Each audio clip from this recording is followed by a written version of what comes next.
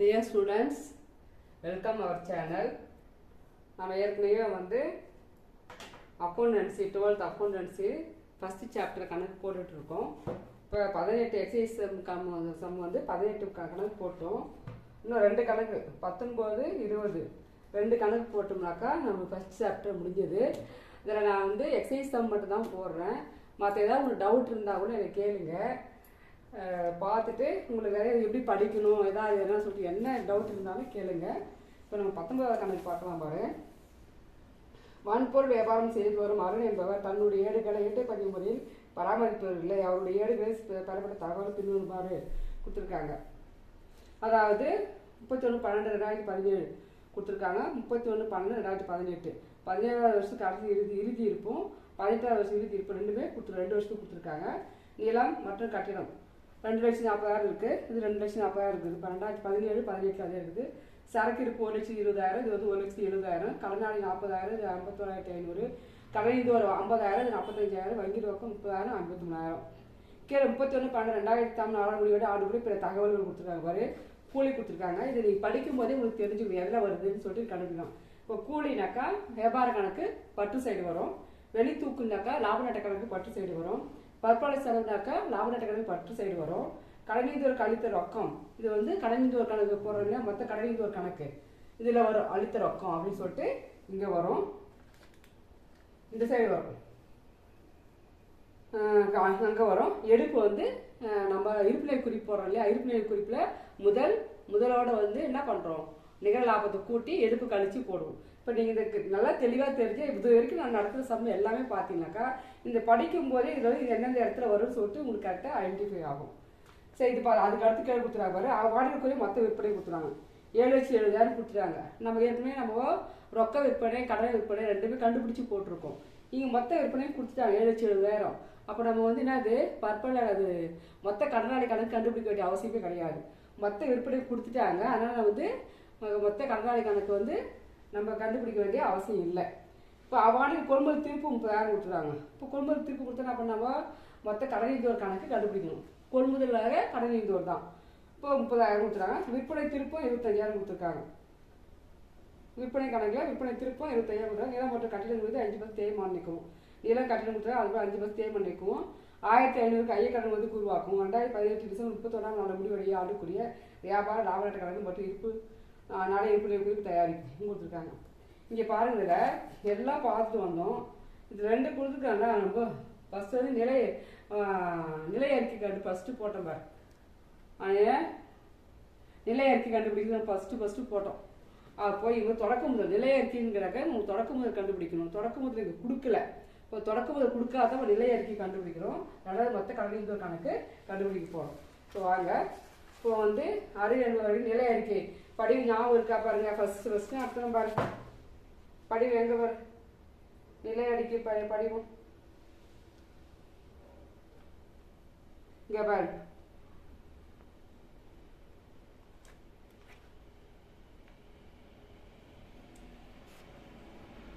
இங்கே கொடுத்துறாங்க பாரு. 10ஆம் தேதி பேஜ் 10ல் கொடுத்துறாங்க பாருங்க. நாளைய நிலை அறிக்கை இதை பார்த்தோம்னா பொறுப்பு சொத்துக்கள் கொடுத்துருக்காங்க இல்லையா. இப்போ இதில் தான் போகணும். நம்ம பொறுப்புலாம் வந்து பற்று சைடு, சொத்துலாம் வந்து அரை சைடு போட்டு நம்ம தொடக்க முதல் எவ்வளோ அப்படின்னு சொல்லிட்டு நம்ம கண்டுபிடிக்கிறோம். இந்த ஃபார்மெட் நம்ம ஏற்கனவே ஃபஸ்ட்டு இந்த சம்பளம் போட்டிருக்கோம். பூரா போட்டு கலந்து தான் வந்திருக்கோம். இப்போ அதை கண்டுபிடிக்க மாதிரி போட போகிறோம். இப்போ பாருங்க, எழுதிட்டேன். தலைப்பு வந்து நான் எழுதிட்டேன்.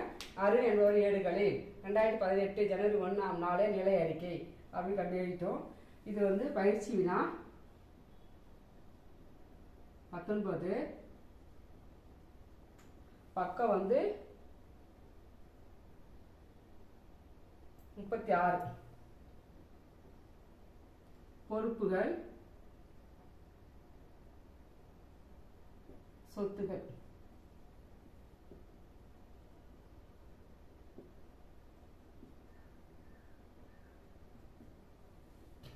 நிலை அறிக்கை ஃபர்ஸ்ட் என்ன வரும் பாருங்க. ஃபர்ஸ்ட் சைடு என்ன வரும்,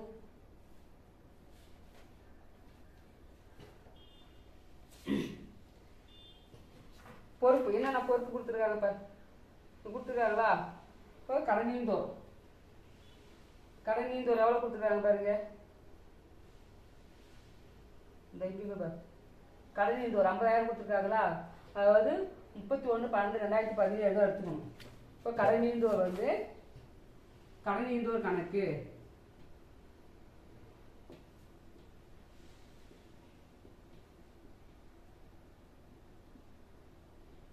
$50,000 தொடக்க முதல் தான் கண்டுபிடிக்கணும்.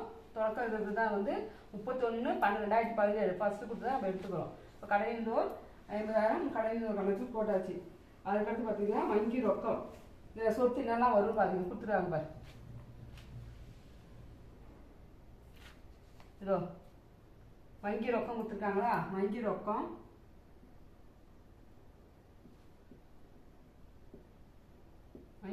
எவ்வளோ? 30,000. அதுக்கடுத்து சரக்கிருப்பு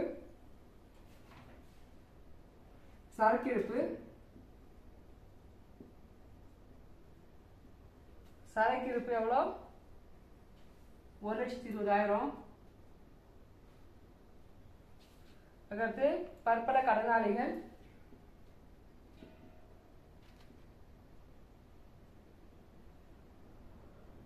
பற்பல கடனாளிகள் 40,000.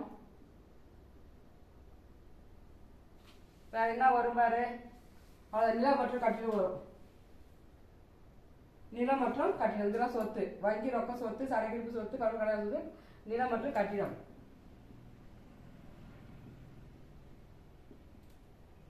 நிலம் மற்றும் கட்டிடம் எவ்வளோ? 2,40,000 2,40,000 கூட்டி கண்டுபிடிக்கணும். கூட்டினா எவ்வளோ? 2,40,000 2,80,000 2,60,000 3,60,000 3,90,000 வரும். கூட்டினா எவ்வளோ வரும்?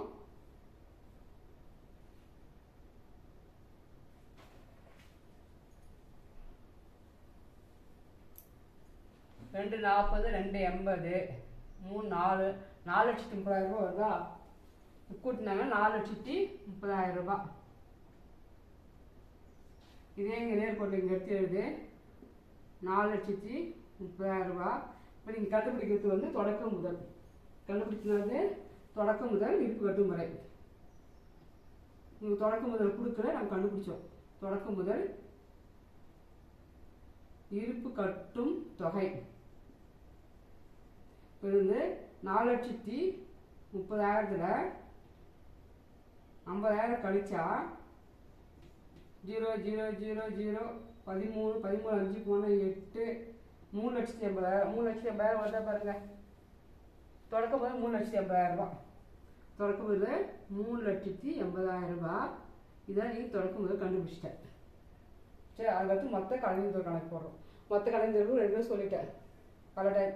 இங்கே என்ன வரும்?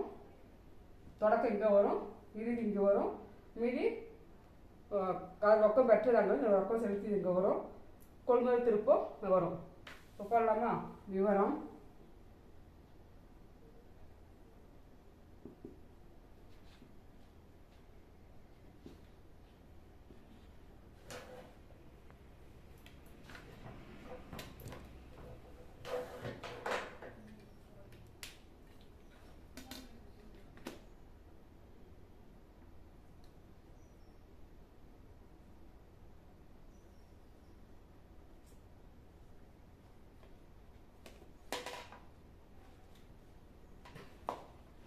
கடனை இந்தோர் எவ்வளோ கொடுத்துருக்காங்க பாருங்க.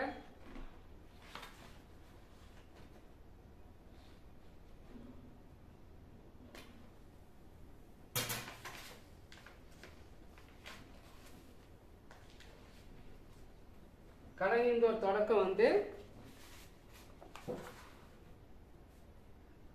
50,000 இருப்புக்கு கொண்டு வரப்பட்டது. தொடக்கம் வந்து 50,000. இங்க வந்து இருப்பு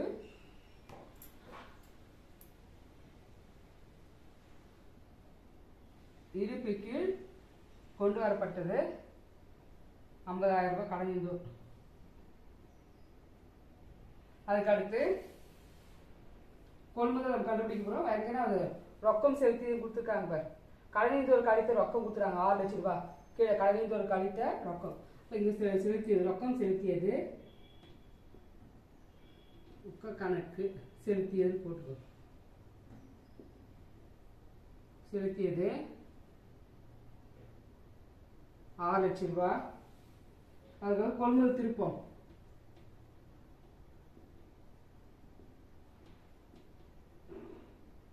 கொள்முதல் திருப்பங்க பார்த்து கீழே கொடுத்துருக்கா பார். கொள்முதல் திருப்பம் 30,000 ரூபா.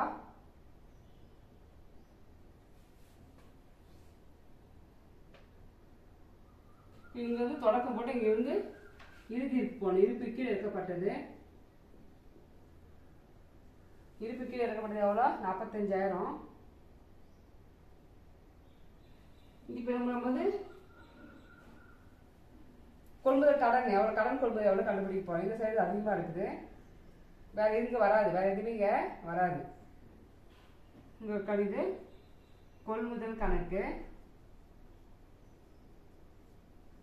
கடன் கண்டுபிடிக்க போகிறோம். 6,75,000 6,75,000 இங்கே எடுத்து அதே 6,75,000 எழுது. இதில் 50,000 போனாக்கா 6,25,000 ரூபா வரும். கொள்முதல் கடன் வந்து 6,25,000 ரைட்டாக பாரு. 6 இது ரைட்டு. இப்போ கொள்முதல் கடன் 6,25,000. இதுதான் இருப்பு கட்டும் தொகை. இது நம்ம கண்டுபிடிச்சது இருப்பு கட்டும் தொகை.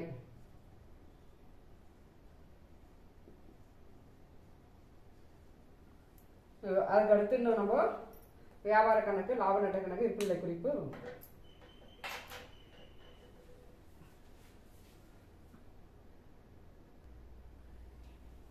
இப்போ பாருங்க, நம்ம வந்து நிலை அறிக்கை கண்டுபிடிச்சோம். ரெண்டாவது வந்து மொத்த கடனாளிகள் கணக்கு கண்டுபிடிச்சோம். இப்போ மொத்த கடனாளி கணக்கு போட போகிறோம்.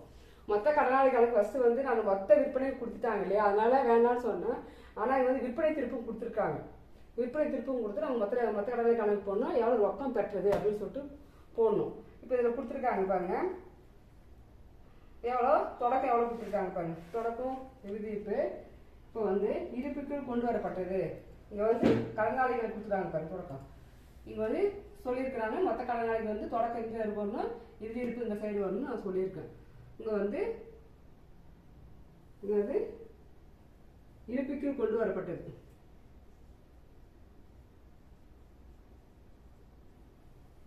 கொண்டு வரப்பட்டது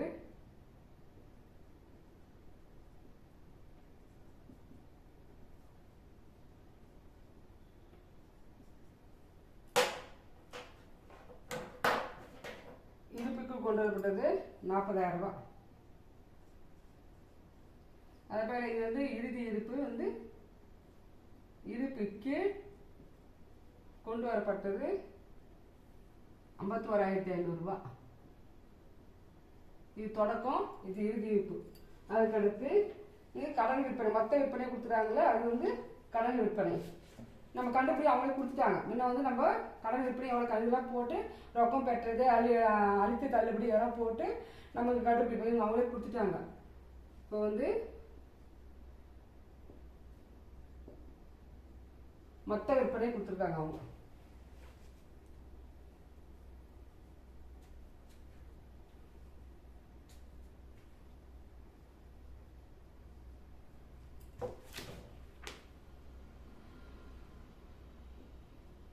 கடன் கூட மொத்த விற்பனை தான். எவ்வளோ மொத்த விற்பனை? 7,70,000 ரூபாய். 7,70,000 ரூபாய் இது. அதுக்கடுத்து விற்பனை திருப்பும் கொடுத்துருக்காங்க. விற்பனை திருப்பு எவ்வளோ கொடுத்துருக்காங்க பாரு.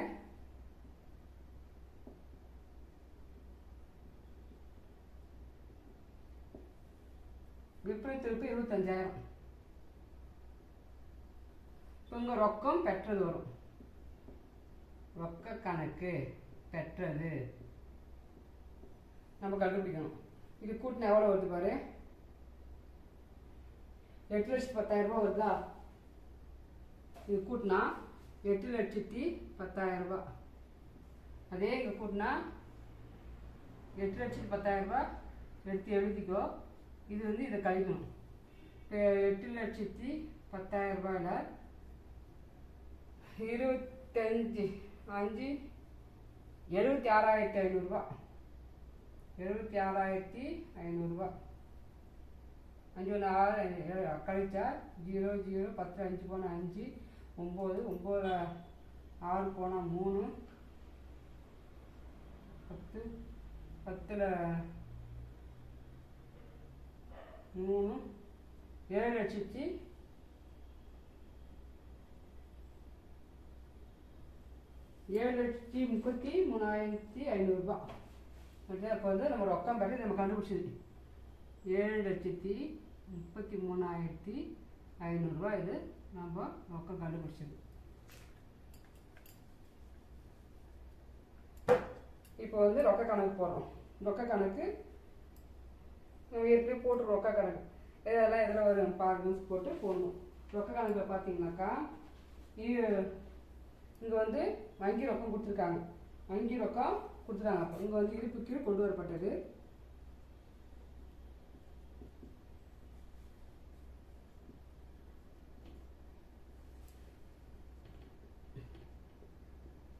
இருப்பு கீழ் கொண்டு வரப்பட்டது வங்கி ரொக்கம் எவ்வளோ 30,000 ரூபாய்.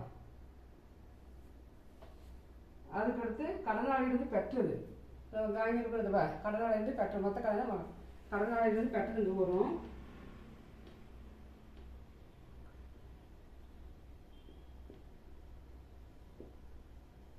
இதை கண்டுபிடிச்சி தர போனோம். 7,33,500 ரூபா. இதே வரவு செய்வாங்க. இங்கே என்னெல்லாம் வரும் பாரு. கூலி வரும். எவ்வளோ கூலி எவ்வளோ பாரு 65,000. அதுக்கடுத்து வெளித்து கூலி வரும்.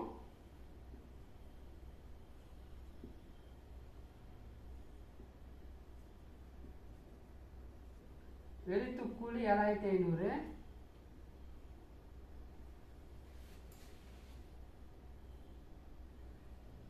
பற்பல் கடனாளி பற்பல கடனாளிகள்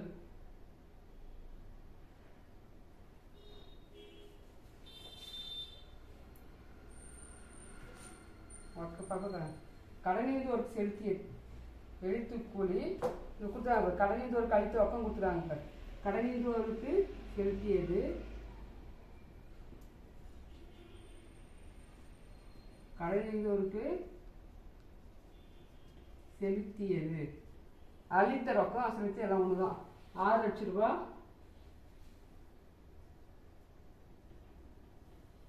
அப்புறம் எடுப்புகள் 10,000 ரூபாய்.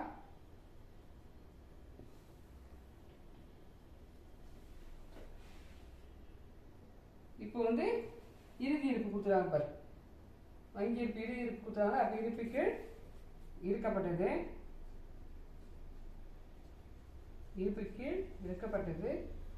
53,000. இப்போ கண்டுபிடிச்சி போகிறதான் ஆன்சர். இப்போ அது பார்க்கும்போதே தெரியும் எந்த சைடு அதிகமாக இருக்கும் பாருங்க.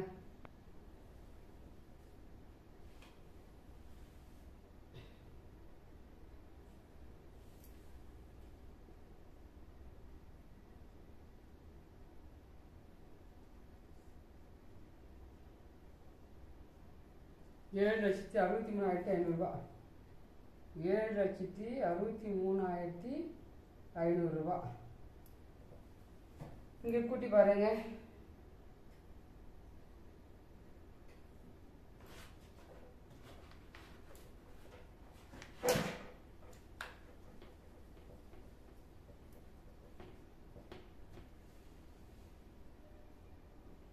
$65,000 7,500 6 லட்சம் 10,000 53,000 0 0 0 5 10 15க்கு 5 மிச்சம் 1 7 8 13க்கு 3 மிச்சம் 1 7 5 15க்கு 5 மிச்சம் 1 7 3 7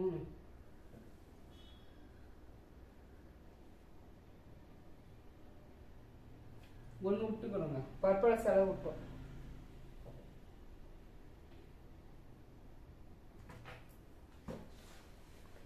பற்பல செலவு கொடுத்துருக்காங்க பாருங்க, பற்பல செலவு 2 சைடும் கரெக்டாக வரணும்.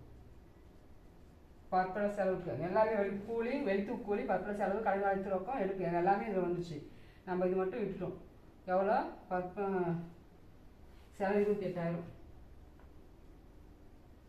இது கூட்டிங்கன்னா கரெக்டாக 7,63,500 ரூபா வரும். 7,63,500 ரூபா வரும். இதுதான். அதுக்கு அடுத்து இன்னும் நான் பார்க்க போகிறது வியாபார கணக்கு, லாப நட்ட கணக்கு, இருப்பு நிலை குறிப்பு. நம்மளுக்கு பெரிய கணக்கு இது.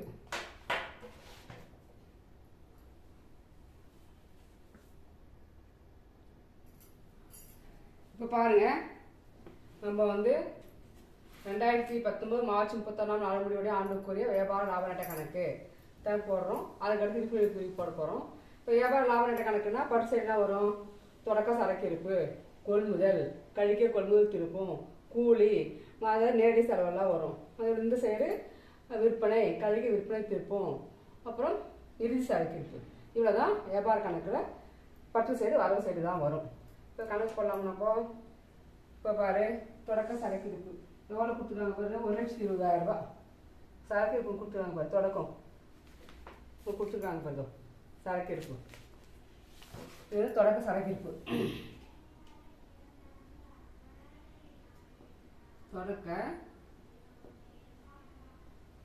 சரக்கு இருப்பு 1,20,000 ரூபா. இப்போ வந்து கொள்முதல் அட்ஜஸ்ட்மெண்ட் இருந்தால் முன்ன போகணும்னு சொல்லிக்கணும். கொள்முதல் நான் கடன் கண்டுபிடிச்சோம் இல்லையா? எவ்வளோ கண்டுபிடிச்சோம்? கொள்முதல் கடன் கொள்முதல் நமக்கு 6,25,000 கண்டுபிடிச்சோம் பாரு. 6,25,000 கடன் கொள்முதல் நம்ம கண்டுபிடிச்சது. இது கழிக்க கொள்முதல் திருப்பம். கொள்முதல் திருப்பம் எவ்வளோ கொடுத்துருக்காங்க பாரு. கொள்முதல் திருப்பம் கழிச்சு தான் போகணும். கழிக்க கொள்முதல் திருப்பம் 30,000. 30,000 கழிச்சிட்டு மீதி போட்டீங்கன்னா என்ன வரும்? 5,95,000 வருமா? 5,95,000 வரும். 30,000 கழிச்சு 5,95,000 வரும். அதுக்கடுத்து கூலி. அதுக்கடுத்து கூலி எவ்வளோ கொடுத்துருக்காங்க பாரு. கூலி 65,000. கூலி கணக்கு 65,000. இங்கே விற்பனை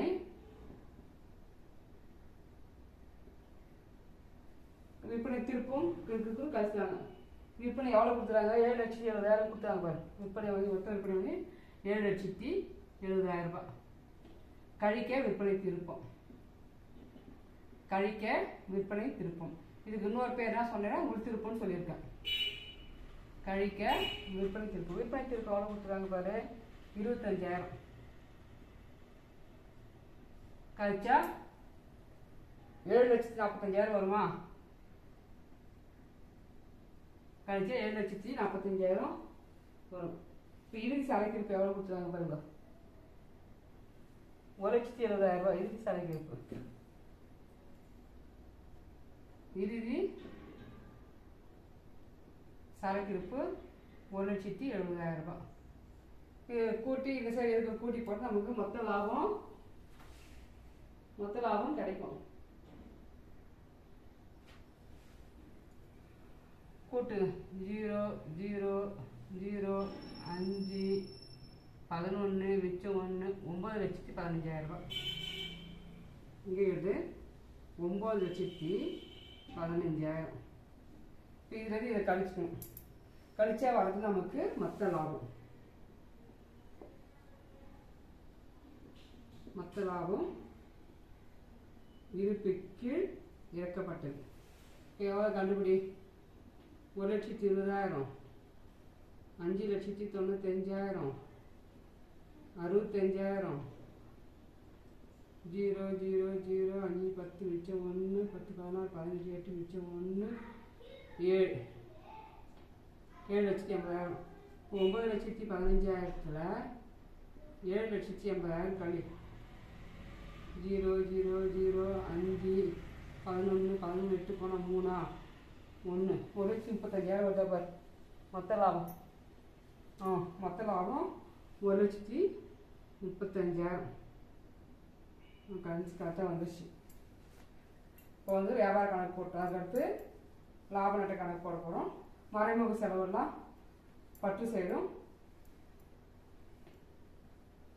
பெற்றதெல்லாம் இந்த சைடு வரும். இப்போ மொத்த லாபம் இருப்புக்கு எடுக்கப்பட்டதுன்னு எழுதிட்டு இங்கே வந்து லாப நட்ட கணக்கில் இருப்புக்கு கொண்டு வரப்பட்டதுன்னு எழுதணும்.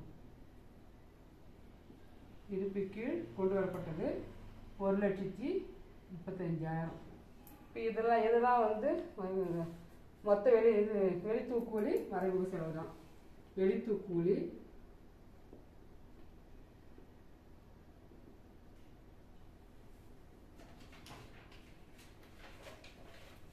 வெளித்தூக்கூலி 7,500 ரூபா.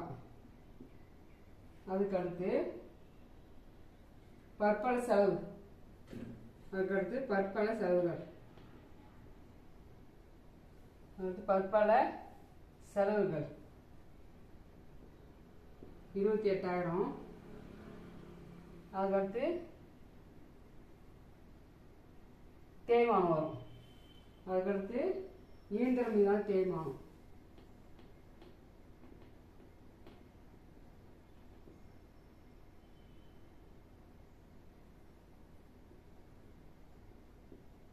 இயந்திரம் மீதான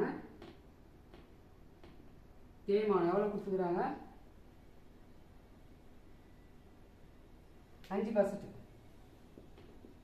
இயந்திரம் மீதான தேய்மானம் 5%. எவ்வளோ தேய்மானம் கண்டுபிடிக்கணும்? 12,000 ரூபாய் வருது.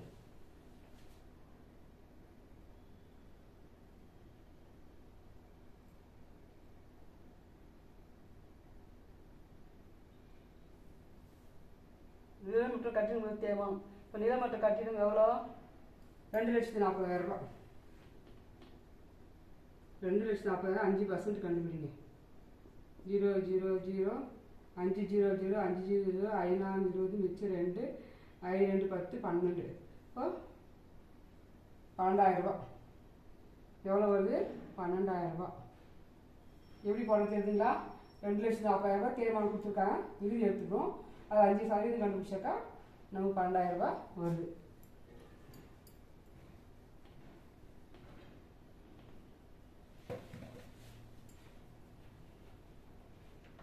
ஐய கடன் ஒதுக்கு கொடுத்துக்கிறாங்க. ஐய கடன் கொடுத்து 1,500 ரூபாய் கொடுத்துக்கிறாங்க பாருங்க. ஐய கடன் ஒதுக்கு இங்கே தான் வரும். ஒரு 1,500. அதுக்கடுத்து இதில் பார்த்தீங்கன்னாக்கா பெற்றது எதுவுமே இல்லை. பெற்ற வாடகை பெற்றது காய் பெற்ற வட்டி எதுவுமே கிடையாது. இது இவ்வளோதான். இது வந்து நம்ம நிகர லாபம் கண்டுபிடிக்கலாம். 1,35,000 இங்கே எடுத்து அந்த 1,35,000 அப்படியே எடுத்து வர தொகை வந்து நிகர லாபம். நம்ம கண்டுபிடிக்கிறது நிகர லாபம் எவ்வளோ பாரு?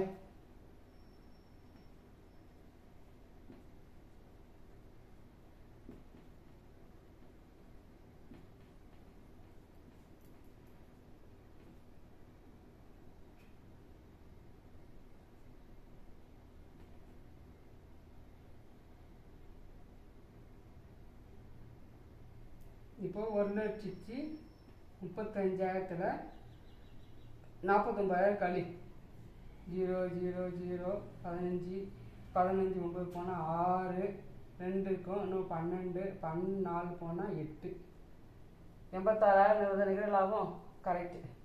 நிகர லாபம் 86,000 ரூபாய் கண்டுபிடிச்சிட்டோம். அதுக்கடுத்து இருப்புநிலை குறிப்பு போகணும். தான் வியாபார கணக்கு லாப நட்ட கணக்கு போட்டோம். அடுத்து இருப்புநிலை குறிப்பு போட போகிறோம்.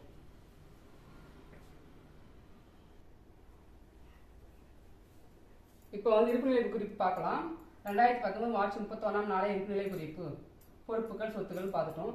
பொறுப்புகள் இந்த சைடு பார்த்தா நான் சொல்லியிருக்கேன். முதலோட நிகர லாபத்தை கூட்டணும், எடுப்பு இருந்தால் கழிச்சு போகணும்னு சொல்லியிருக்கேன். முதல் வந்து இந்த கணக்கு நம்ம நிலையறிக்கையில் நம்ம கண்டுபிடிச்சோம். அந்த தொடக்க முதல் எடுத்துக்கணும். தொடக்க முதல் 3,80,000 ரூபா. துறக்கும் போது எவ்வளோ?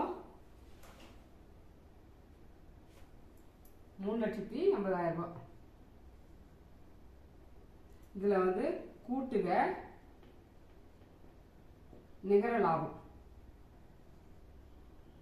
நிகர லாபம் கண்டுபிடிச்சோம் இல்லையா? நிகர லாபம் எவ்வளோ கண்டுபிடிச்சோம்? 86,000. நிகர லாபம் கண்டுபிடி 86,000. இப்போ கூட்டினா 0 0 0 6 8 8 14 6 மிச்சம் 1 4,66,000. 4,66,000 கழிக்க எடுப்புகள். எடுப்பு கொடுத்துறாங்க. எடுப்பு 10,000 ரூபா கழிச்சிட்டு மீதி 4,56,000 போடணும். 4,56,000 ரூபா போட்டாச்சு. அதுக்கடுத்து இங்கே வேறு என்ன வரும்? பற்பல கடனீந்தோர் வரும். பற்பல கடனீந்தோர் 11th நல்லா படிச்சுன்னா கடனாளி வந்து சொத்து, கடனீந்தோர் வந்து பொறுப்பு. எவ்வளோ? 45,000. இப்போ இங்கே வரலாம் பார்த்து வரவு சைடு பார்த்தீங்கன்னா ஃபுல்லாகவே என்ன வரும்? ஃபர்ஸ்ட்லேருந்து வரும் நிலம் மற்றும் கட்டிடம். நிலம் மற்றும் கட்டிடம் இறுதி இருப்பு தான் எடுத்துக்கணும். 2,40,000 ரூபா. இதில் நம்ம என்ன பண்ணோம்? தேய்மானம் கொடுத்துருக்காங்க. கழிக்க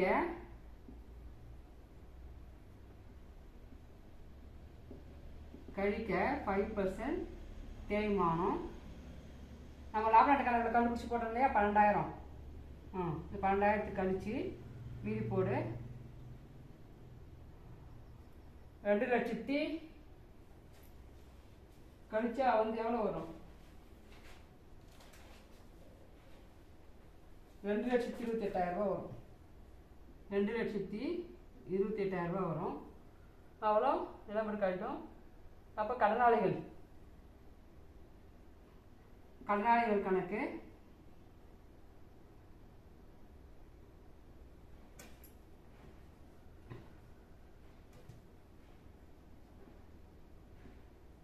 கடனாளிகள் கொடுத்துருவாங்க. 51,500 ரூபா கொடுத்துக்கிறாங்க. இதில் ஒதுக்கு கொடுத்துறாங்க பாரு. நீ 1,500 ஐயக்கடன் ஒதுக்கு உருவாக்கம் கொடுத்துறாங்க. அப்போ கழிக்க ஐயக்கடன் ஒதுக்கு 1,500 கழிச்சிட்டா மீதி 50,000 வரும். இறுதி சரக்கு கடன் வரும். அப்புறமேட்டு ரொக்கம், வங்கி ரொக்கம் வரும். சரக்கிருப்பு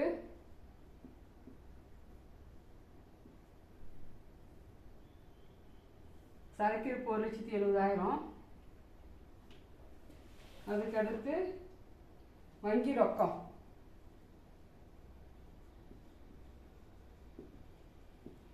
வங்கி ரொக்கம் 53,000.